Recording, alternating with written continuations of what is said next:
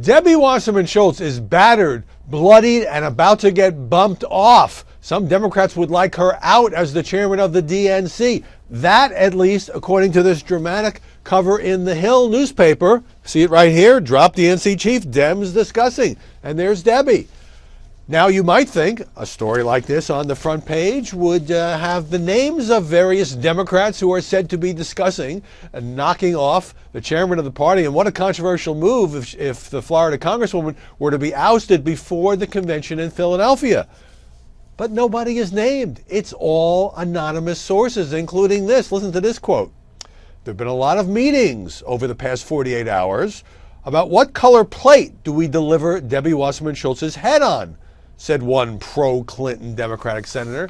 What an appetizing comment that is. And it goes on in that vein. Now, it's not fair to say that the Hill doesn't have anybody on the record. There's a whole bunch of senators and House members on the record, but they're all defending Debbie Wasserman Schultz, and they're down in the second half of the piece. Well, this is how warfare is conducted in Washington. You leak to the press, you got some unnamed aides, some unnamed lawmakers, and of course it gets picked up everywhere. I was asked about this on Fox the other day. And it's not to say that Wasserman Schultz has not become a controversial figure. In fact, she's involved in open warfare with Bernie Sanders and the Bernie Sanders wing of the party. She is viewed, not without some evidence, as having tilted toward Hillary Clinton throughout this process. I mean, it was her scheme to have just 6 debates, and the debates were always like during a major football game or on a Saturday night. Nobody got to see them because that helped protect Hillary Clinton at a time when she did not want to engage Bernie Sanders. Later, Hillary did want some more debates, and they were added.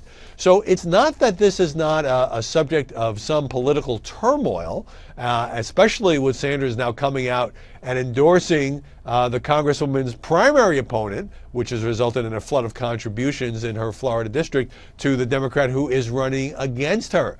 But the way in which the knives are out in Washington, I mean, I think this is what people hate about the media.